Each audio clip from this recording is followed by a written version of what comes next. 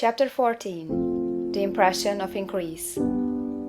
Whether you charge your vocation or not, your actions for the present must be those pertaining to the business in which you are now engaged. You can get into the business you want by making constructive use of the business you are already established in, by doing your daily work in a certain way. And in so far as your business consists in dealing with other men, whether personally or by letter, the key thought of all your efforts must be to convey their minds the impression of increase. Increase is what all men and all women are seeking. It is the urge of the formless intelligence within them, seeking fuller expression. The desire for increase is inherent in all nature. It is the fundamental impulse of the universe. All human activities are based on the desire for increase.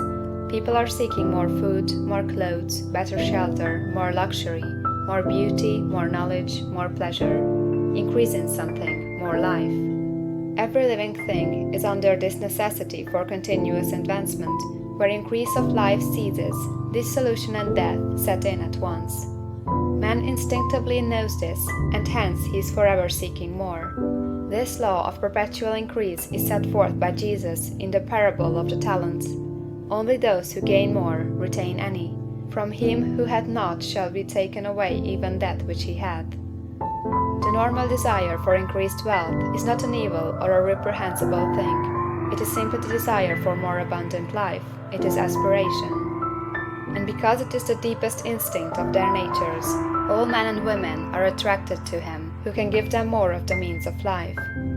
In following the certain way as described in the foregoing pages, you are getting continuous increase for yourself, and you are giving it to all with whom you deal. You are a creative center, from which increase is given off to all. Be sure of this, and convey assurance of the fact to every man, woman, and child with whom you come in contact.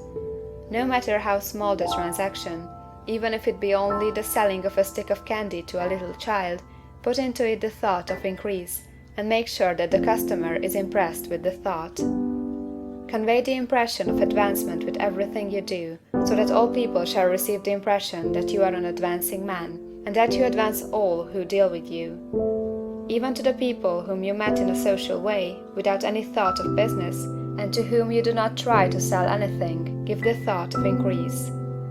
You can convey this impression by holding the unshakable faith that you, yourself, are in the way of increase, and by letting this faith aspire, fill, and permeate every action. Do everything that you do in a firm conviction that you are an advancing personality, and that you are giving advancement to everybody. Feel that you are getting rich, and that in doing so you are making others rich, and conferring benefits on all. Do not boast or brag of your success, or talk about it unnecessarily. True faith is never boastful. Wherever you find a boastful person, you find one who is secretly doubtful and afraid.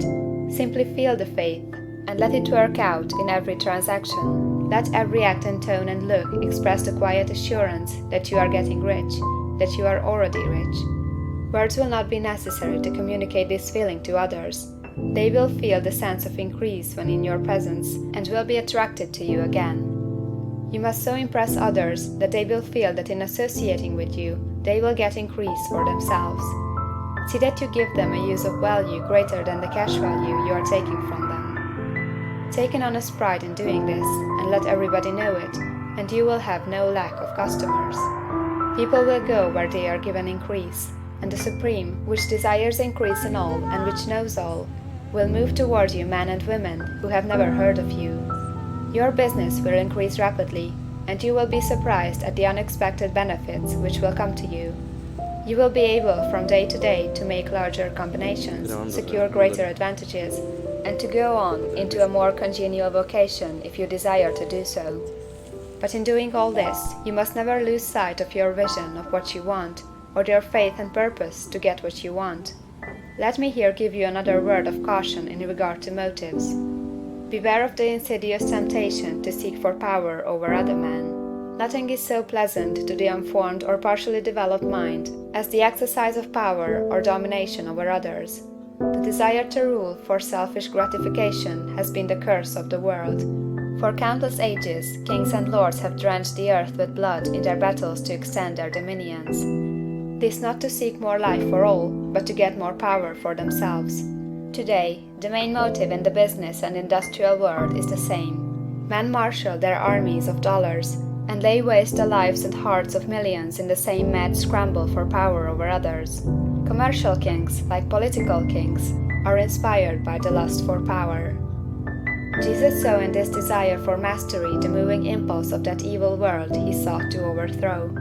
Read the 23rd chapter of Matthew and see how he pictures the lust of the Pharisees to be called master, to sit in the high places, to domineer over others, and to lay burdens on the backs of the less fortunate. And note how he compares this lust for domination with the brotherly seeking for the common good to which he calls his disciples. Look out for the temptation to seek for authority, to become a master, to be considered as one who is above the common herd, to impress others by lavish display, and so on. The mind that seeks for mastery over others is the competitive mind, and the competitive mind is not the creative one. In order to master your environment and your destiny, it is not at all necessary that you should rule over your fellow men, and indeed, when you fall into the world's struggle for the high places, you begin to be conquered by fate and environment, and your getting rich becomes a matter of chance and speculation. Beware of the competitive mind. No better statement of the principle of creative action can be formulated than the favorite declaration of the late Golden Rule Jones of Toledo: "What I want for myself, I want for everybody."